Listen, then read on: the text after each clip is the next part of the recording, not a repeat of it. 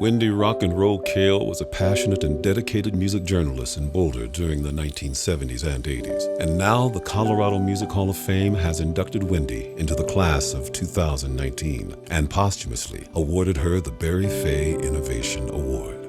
Wendy Kale is the first journalist to be inducted into the Colorado Music Hall of Fame, and her dedication to and support for the Colorado music scene is worthy of that honor.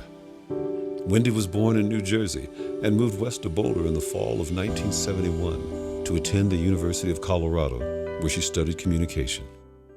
She was candid with friends in admitting that Boulder's reputation as a hotspot for emerging music and art was the main reason she selected CU Boulder as her university of choice. When she arrived, she found a prolific music scene happening at the university, catching acts like Jefferson Airplane, Savoy Brown and Marshall Tucker Band in the Balch Fieldhouse, and Zephyr and B.B. King in the Glenn Miller Ballroom.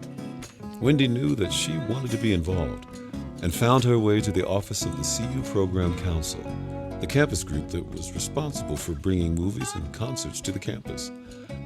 Wendy began as a general volunteer, hanging posters, working on production crews, moving equipment, volunteering for security, and sold tickets for the movie programs. But mostly, Wendy loved the music. She helped organize free concerts with local musicians, and she suggested bands to play at the enormously popular Friday afternoon club concerts at the UMC Grill. In 1976, Phil LaBelle became the director of the CU Program Council and hired Wendy to be the official PR director. She selected local talent to serve as opening acts for established touring artists and continued to find local musicians for FAC and other events. Among bands she helped in their early days were Big Head Todd and the Monsters, The Samples, The Subdudes, Chris Daniels and the Kings, and 16 Horsepower, to name just a few. In 1986, Wendy was hired to write a music column for the Colorado Daily. That column, Out and About, enabled Wendy to continue to do what she loved, attend local music events. And she specialized in finding and promoting new talent.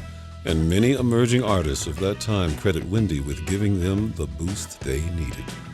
When E.W. Scripps Company purchased the Colorado Daily, Wendy was one of 3 or 4 who were spared the inevitable purge, and her work began to appear regularly in the Boulder Daily Camera. Wendy continued to write for the camera until her untimely death in August of 2011. In addition to her work at the Daily Camera, Wendy was working at the Unity Church of Boulder at the time of her death. She worked helping to develop materials for the church's outreach and was beloved by the staff and congregation. It has been said of Wendy that she attended more concerts than any other person in Boulder. She was a true rock and roll journalist.